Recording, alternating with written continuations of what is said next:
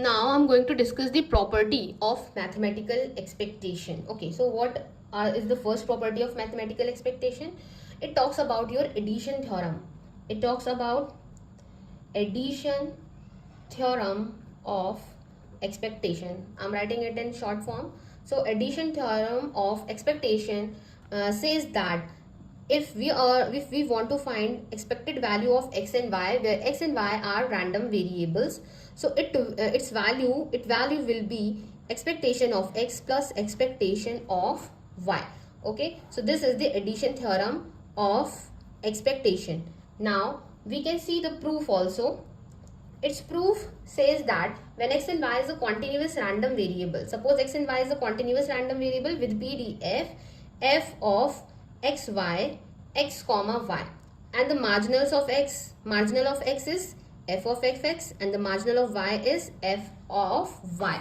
Okay, so here we can see that expectation of x plus y can be written as integral range of x, integral range of y, x plus y, then f of xy. Okay, because we have a function of x plus y, so we have to use the PDF, joint PDF of x and y. So using dx and dy for x and y. Now you can see that we can multiply this value with the first term, also with the second term. So I am writing integral range of x, integration range of y, x times f of x plus y dx dy, then plus integral range of x and range of y, then y times f of x comma y, this is comma, then dy by d of x. Now here you can see, if we integrate this joint PDF with respect to y, what we have then? We have the marginal of x. So that means integral range of x, and I am going to integrate this f of xy with respect to y.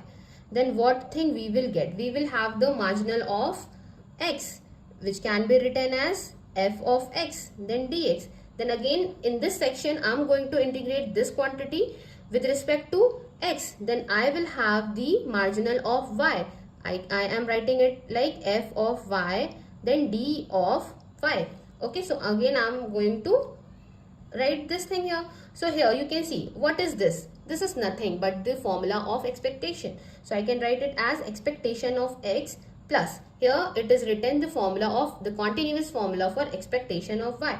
So I'm writing it as expectation of y. So here you can see that the value of expectation of x plus y is coming out to be expectation of x plus expectation of y, as I have written here in this equation. So it is your additional theorem for expectation. Okay, so we can also generalize this additional theorem for n random variable. How can we generalize? You can see here, suppose if we have x1, x2 and xn random variables, and we want to find out the expectation of x1 plus x2 plus dot dot dot xn. So what will be the answer? The answer will be expectation of x1, then plus expectation of x2, then plus dot dot dot plus expectation of xn. So this will be the formula. This is a generalized formula, you can say. You can write down this formula in summation also, like expectation of summation I is going from 1 to n xi, and also summation I is going from 1 to n, then expectation of xi, where you can see that I is going from 1 to up to n. Okay, so this is the generalization of the addition theorem. Okay, now the next property of the continuous distribution that I will discuss with you all. So I will discuss that property in a next video. So that is it for this video. Thank you for watching this video. Have a nice day.